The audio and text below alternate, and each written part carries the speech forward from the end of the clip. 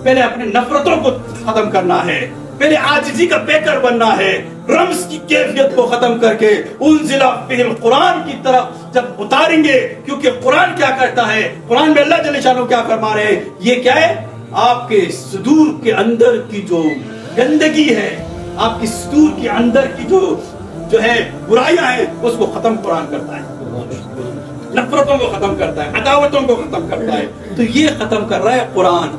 तो आज के मारिफत के अंदर हमें अगर समझना है तो सिर्फ 3 नुक्ते समझे कि पूरी कायनात सलात कर रही है, तस्बीह पढ़ रही है, सब कुछ कर रही है, लेकिन इबादत का मौका आपको दिया, आप आबिद बन रहे हैं।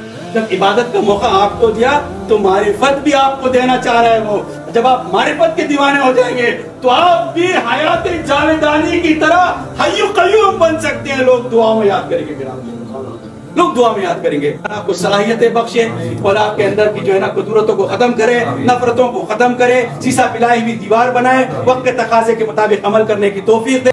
मौला आपके से मौला दीन की खिदमत ले और मौला जो है ना वो काम आपसे है जिससे वो राजी हो सकता है। वमा अलैना इल्लल बलागुल मुबीन।